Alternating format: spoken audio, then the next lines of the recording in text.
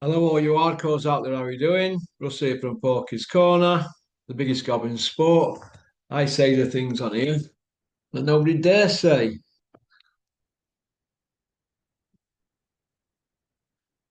We're just waiting for Sean to log on. So it's all good stuff. All good stuff. Sean from Lincolnshire, out Scunny Way. So here's what it is. He's a good boxing bloke. Here we are. Here's Sean. I'm gonna press the fucking button. How you doing, mate? Really good, thank you, Porky. How are you? I'm all right, mate. It's cold, isn't it, Art? It's freezing. I've just got my son a Bovril. You just got your centre what? Bovril. Thought I'd have a coffee with you, mate. I've just been looking for a penguin biscuit. I've only got them timeouts. The pony, I don't like them. My daughter eats them. She can keep them. The rubbish. Yeah, Penguin man, so I stuck a bit of Bailey's in it while I'm missing up on this cold day. much needed. I don't really know where to start, Sean, to be honest. I suppose we'll get that yesterday out. We'll get that about yesterday out. Big John's crawled out from under the rock. He were under. What do you make of it all? Him and Big Joe Egan going to go at it, hopefully on Misfits. Um, you never know with John. He talks a lot. It's the truth is often some distance from his mouth, about his 1,000 undefeated fights that no one's ever heard of, and he's hiding from Mickey Theo. But who knows? I don't know how much Joe Egan needs the money. He talks a lot of pony about people he's fought that it turns out he's never met, people he sparred who barely knew him, whether it's Lennox Tyson or anyone in between. So who knows? It's two older gents itching for a fight. Whether we'll see it or not, I don't know. Joe, uh, Joe didn't do much as a pro, did he? I think he maybe had a couple of fights, and Four uh, and one. Tyson's dad definitely didn't do much as a pro. So, but they're well known, so I suspect some people will watch it. It definitely a misfits fight, but yeah, I do hope John gets put to bed. Although Joe, I've not got much time for Joe either. Although I was sad enough to read his biography before I knew anything about boxing, and I believed everything because I was about 12. So we've all been foolish once. Do you think John went a bit over the top? He always does. He always does. I mean, we inside and outside the ring. You wouldn't want to be at a car auction with him, would you? Cost you an eye. Yeah. So yeah, no, he always does though, doesn't he? But yeah, whether it's all an act to make money, I don't know. But just a bit sad, really, isn't it? It's like two pissed up uncles arguing at a barbecue. But yeah, we shall see, shan't we? Do you think Callum will put it on Misfits or this Andrew Tate guy that Big Malk keeps bigging Callum up? Callum would put anything on to make a pound now. Like I say, in terms of Sourland, he's got his lifestyle to fund, should we say? So yeah, he'll put it on in a heartbeat. He'll put whether it's Tommy Fury, John Fury, Joe Egan. Yeah, I do know for he'll not be getting in the ring with Mickey Theo because Mickey Theo would actually turn up and batter him. But apart from that, but yeah, I do think the Sourland will put anything on to make a pound now. Hmm. Yeah, it's going to be interesting to see what happens with that one. Moving forward, Crusher Ben, Newbank. Now we've all had time to reflect on this. Now it's over. Is it the end of it, or is this just the beginning? Um, Eubank looked very, very, very drained, very dignified in terms of not saying I'm not making excuses, and I'm not seeing if there was excuses to be made, but he was there in body only, wasn't he? And yeah, and he took his beating, and I think he knew he was going to take a beating after round one, which takes courage a little bit, not the same level, but when Chris got dropped by Calzaghe and then stood up and took it, but yeah, he certainly got courage and heart, but he was gone. It's just the way the grandstanding afterwards from Conor Benn, like he'd beat a man at the peak of his powers. It was just a bit crass. It's like at least Deck gets some decorum. But no, he sat outside sports cars and now talking about he's going to drop down to 147 and clean up. And I dare say they'll shepherd him into a fight against a weaker world champ, whether that's Barrios or Crocker. And I'm not slagging them at all, but it's not the division it once was. I know he won't go anywhere near 154 because he'll get wiped out twice on a Sunday. But yeah, just a bit of a sad end. But yeah, I think Eubank's done. Made a lot of money. Um, won a British title, couple of IBOs, couple of WA interims. I don't know he was never world class, but he squeezed a lot of money out of that career, hasn't he? Kent said to me a while back that Crusher's not going to get go near anybody who's a live dog. They're just going to try and pull wool over our eyes with these type of fights. Do you see Kell Brook being brought into the fold next summer for Crusher? The thing that makes me think he is that his missus is talking about how he's been resurrected and stuff and overcome his issues. He's done a tearful interview, not knocking him, saying he's if it weren't for his missus stuff. So he's starting to get more presence on PC Gully's channel at least, and Ingle started to talk about him. Obviously at the Pro being a PC Gully who seems to live in that gym. Um, but yeah, so I think he will come. He's what, 30, 40? 14 39, May, 40. Kell Brook. Yeah, so De Gale's age, isn't he? And he'll make a lot of money if he comes back and fights him. I'd like to think he'd still have too much for Conor Ben, but Conor does pick people that are older than him, than he. It's like a slightly more polished version of Jake Paul. Do you see Kell Brook and Crusher fighting at 154 or 160? I think money dictates they'll fight because Connor's backing where Connor wants them to fight. But I think it'd be dangerous for for Brook to fight at too low a weight when you're pushing 40 and you've had what, 4 years Four out of year the out. ring. Yeah, Four so year out in Feb. yeah, That's when he but fights in Dubai, isn't money it? talks. What would be particularly sad? It was horrible to what it's horrible to watch someone who used to be elite fight and lose. So it'd just be painful if Conor does win because then he'll talk about how he's beat another world champion or he beat a world champion at last. So yeah, but like I say, I think money talks and it probably will happen if Kel has any ambitions to come back in the ring and take a big paycheck of about 5 million. Well, it's money for all rope in it, really. And obviously, Flex will be getting his slice at cake out of it, won't he? Digging him up. But they're looking to dig Galahad up and put him on the undercard, I've been told. You know, this one in Feb. So do you Yeah, think he's been out a while, hasn't he, Galahad as well? I heard that. Yeah, never formally retired. I know he started a family with Ryan Rhodes, his daughter. But yeah, he never formally retired. He was someone who lived in the gym, wasn't he? A bit of a gym rat. So I dare say I don't think he's walking around like Nas. But it's a long time to be out. But I dare say he's got to be what, 34, 5 tops. Very technically a very, very gifted fight, Galahad. Do you agree, Sean? Very I gifted. do. I always enjoyed watching him. I remember. I think the first time I watched him was when he fought Jazza. The first time was when I really first came to him, and then I didn't hear him again really till he had that drugs test. So I'm not doing it to short drugs test. I just remember that he come to consciousness when he blamed his brother for spiking him. But yeah, really good fighter. Extremely well schooled fighter. Really, really good. Not everyone's cup of tea because he's a boxer, not a brawler, but I always enjoyed watching him. Was really happy when he won a legitimate version of the world title as well, albeit lost it very concussively. But the first person he lost to was the man who had about more lives than a cat in terms of boxing, Kiko. So I don't think there's any shame in that at whatever age he got beat by him.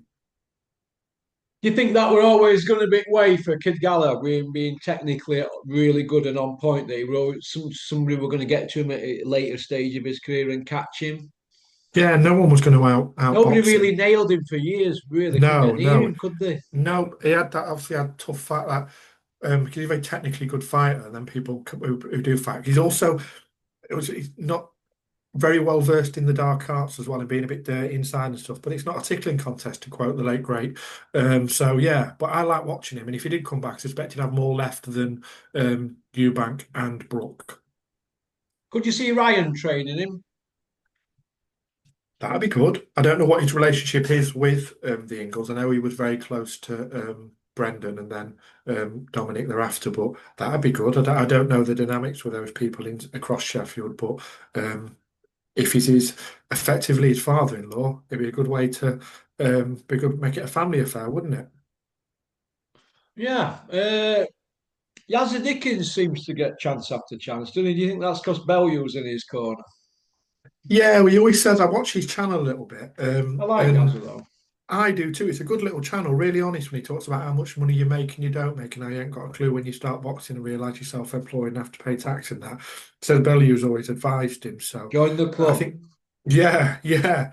But I think he's guiding him well. But yeah, he has. He come again, Annie, when you consider he lost, was it for the British title against Galahad? He took what was he fighting Rigander when he had no chance, and not too much notice either.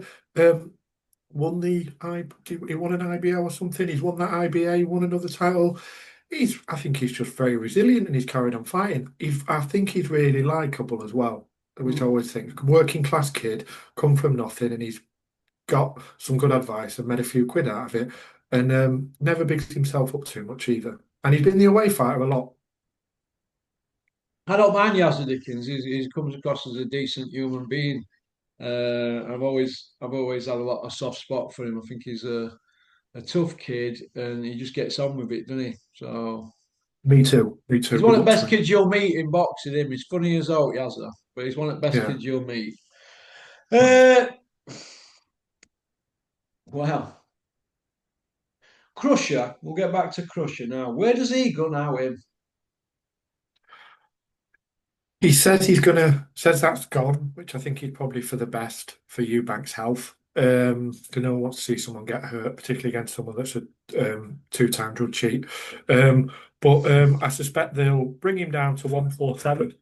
Sorry, and get him a fight with Crocker or Barrios, because Barrios Yeah. showed against Pacquiao that he's not all that much. You can get beat by someone close to 50, albeit an all-time great. But yeah, I think it'll be one of them for him, unless they do another big name fight, old man against Kell Brook or something, because they'll go where the money is. But he does keep saying, I want to be a world champion. I want to win that WBC title that my dad had. So sounds like roads are leading to Barrios unless Kell Brook steps up. To getting on to Crusher, right? He wants to win a WBC, right? Fair enough, we understand that. But is he going to fight a live dog? No, or are we going to see gimmick stuff? Yeah, well, it depends. Is it Barrios who's a WBC champ at the moment? Is he not?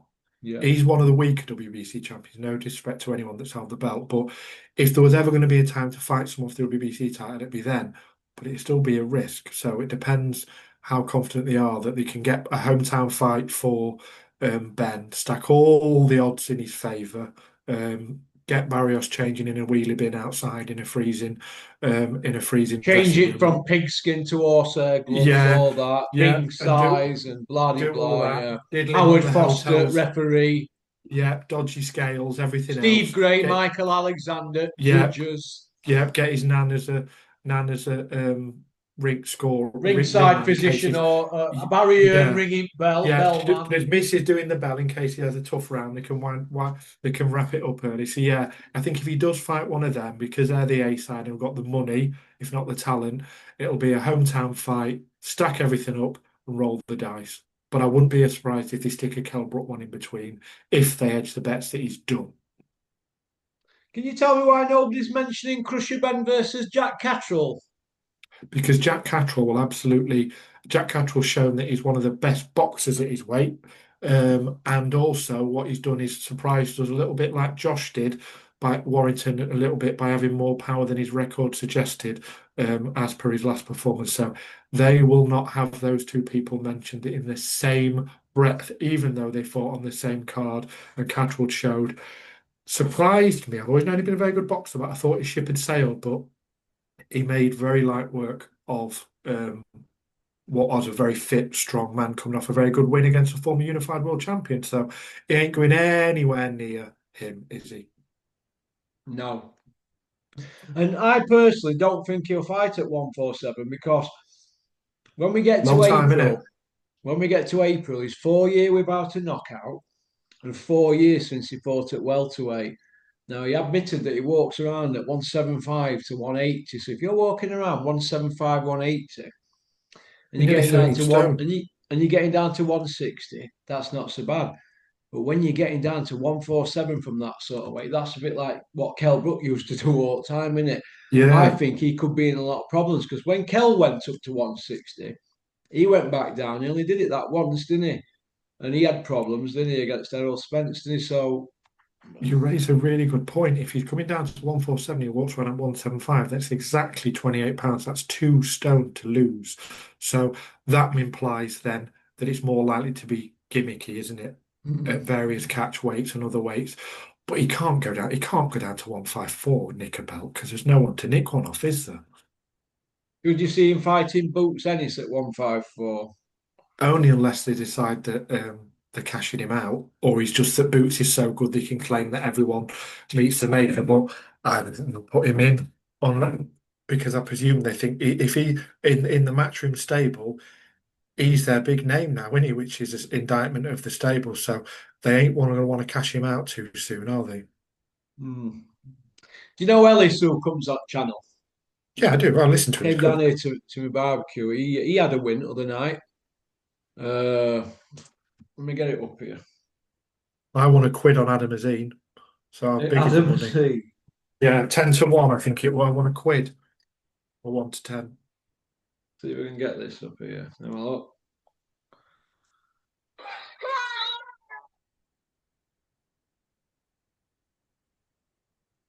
Oh, good stuff.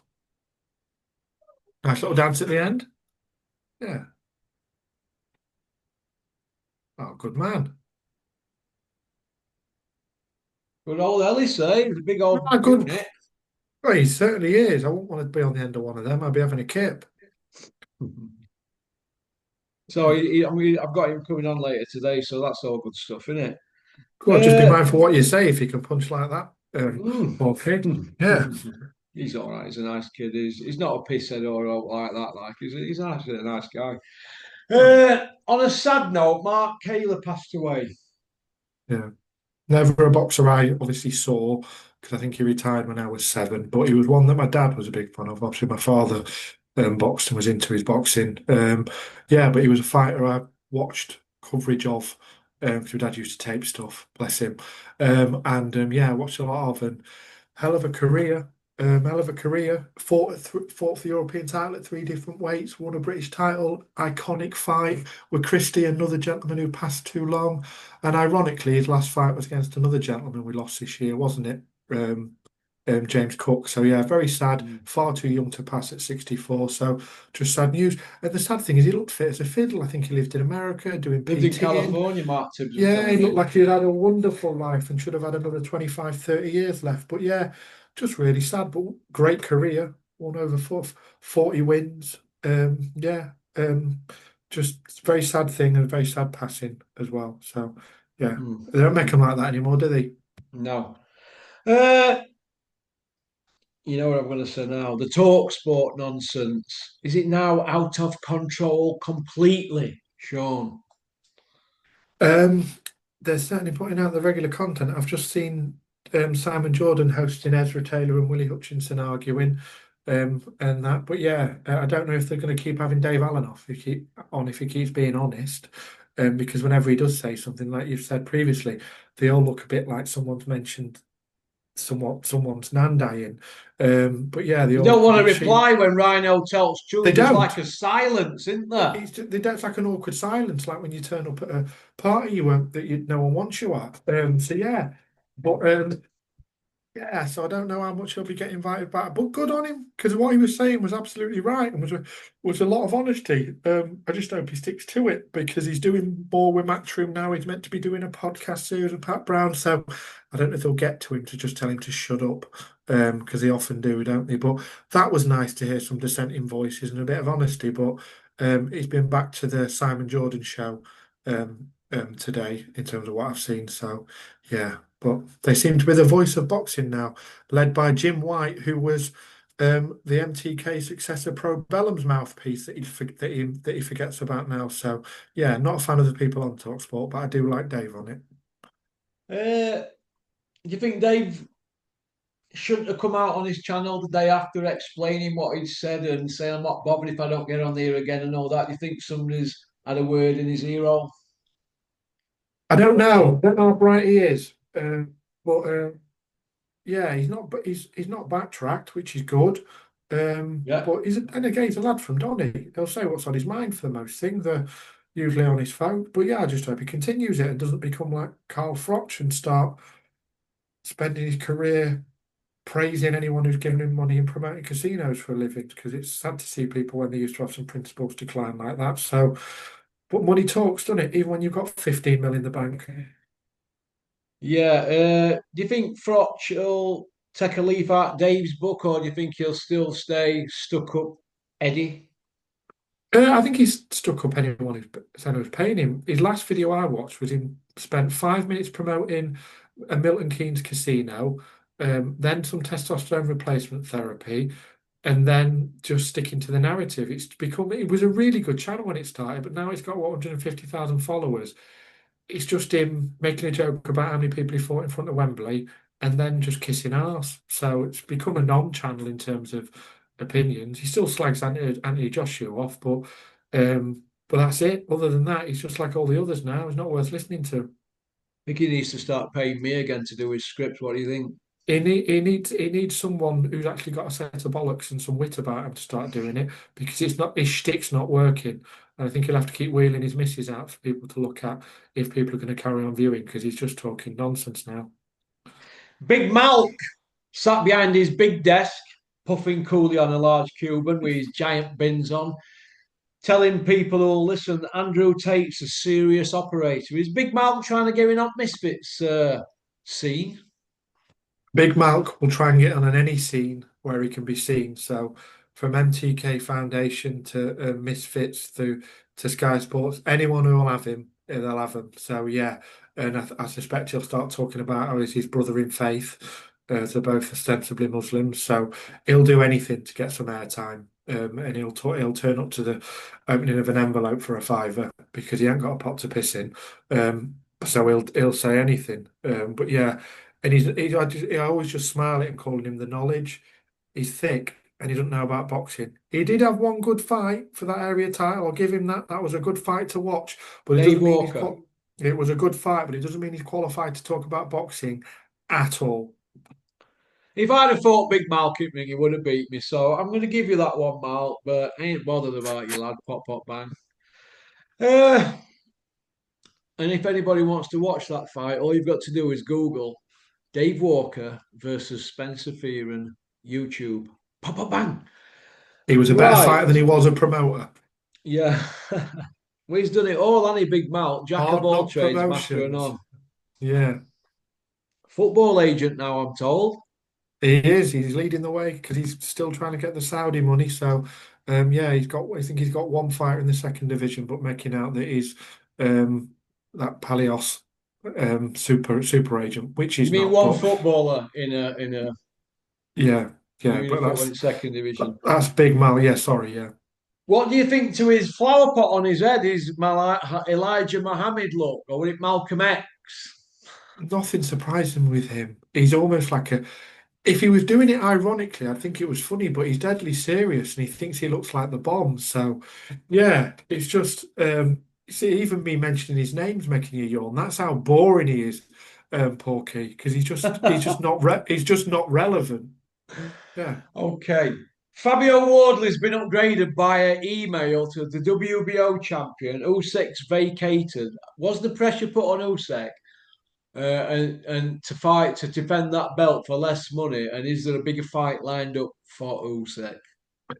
I don't know about the pressure. And does it matter that he's give that belt up? Because we know what No, mate the big dog is, don't we? U6 bigger than the belts. He's unified 3 times across 2 weight divisions. He's Yeah, the world champion, linear ring, whatever you want to call it. yeah, But what yeah. it does do is affords an opportunity for Fabio. And like I say, it's not his fault he's been given the email through being elevated um via email from WBO. But yeah, he fought the man who they said was the next man in line. So I think he's a deserving winner, and I suspect he'd have preferred to win it in the ring, but he's got it.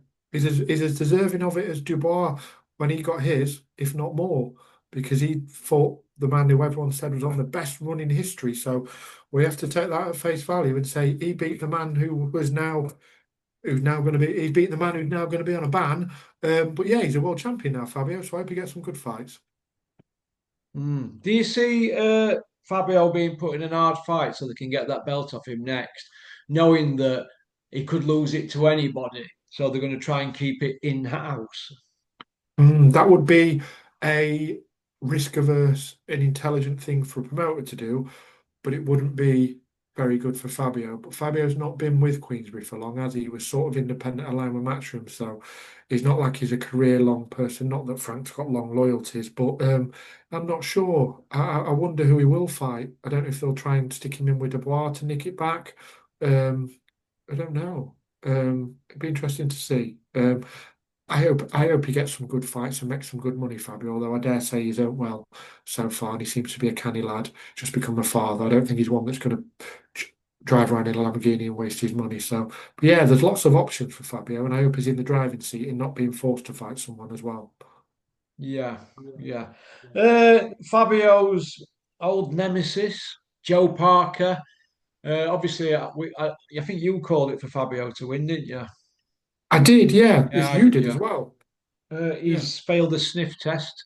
He was sniffed out in his mind on night. What do you make of that? And obviously, he's going not guilty and he's cooperating with the authorities. But everybody's not guilty when they fail a The, dope test, aren't Yeah, well, the only person who's ever come clean was Larry Alubamiwo. And yeah, been on everything, been on 16 types of gear and growth hormone. But that was because he was a nothing and had no skin in the game, and gone off to become a failed actor. But he was the only one I've ever known who well, he became a grass, to be honest, didn't he? He grassed everyone else up. So, but he then came back as a journeyman. But they all say that they haven't done it. Joe seems a really likable guy, but he has got form. Google him and the words methamphetamine and see what pops up. So he's not shiny, squeaky clean Joe, but who is? I don't really care that he's popped for a sniff test. But if he has done so, he should serve a ban, commensurate with what other people have been banned for as well. you? You think he'll just get a 2 year backdated? Yeah, yeah. He only fights every 9 months anyway, doesn't he? So it's only So he's like going to lose every. what, two fights? And he'll come back at what, 33, 34? His career's not over. Hopefully, he'll come back, stop taking anything else he might have been taking that makes him weigh 20 pounds heavier than he should do and fight at 240 where he was better. Yeah, he come in a bit big for that fight against Fabio, didn't he? I can tell, like I say, I can usually tell what people are choosing to allegedly use from looking at the physiques. Um, and he doesn't need to be taking that. He's better at 240 lighter, 235, 40. 6'4", 240 sorted. But he decided to play the same game, ties game. It didn't pay off because he fought a man that was 20 odd pounds lighter than him and got knocked out. Mm. Do you think Andy Lee took a lot of unfair criticism, Sean? Well, he is his trainer. So, but it's not his fault. Like I say, obviously it's not the sole trainer's fault. But yeah, some flack, but yeah, he had him on a good winning run, but we know that the people he was fighting were a collection of fatties, never over the hills, and people are gas after 3 rounds. So it shone a brighter light on Parker's run than it should have done. So maybe a bit of flack, but it's not always all the trainer's fault, is it? And I don't know who decides what weight to come in at. Surely the trainer has some say in that. But they've got so many people hanging around them between nutritionists and everything else. So I don't know who makes the decision on what weight you fight at. I don't know enough to know that, but he shouldn't have come in at 19 stone nearly. Okay. Do you want to go on to yeah? Do you want to go on to part two, mate? Do you want to get like 5 minutes? Yeah. I need another Bovril. I think I've got a Bovril addiction. I've seen five. I'll see you in five, kid. All right. Thanks for liking and subscribing and leaving a comment. That was Sean from Lincolnshire in part one. Please join us on part two, or we might just have to get in close.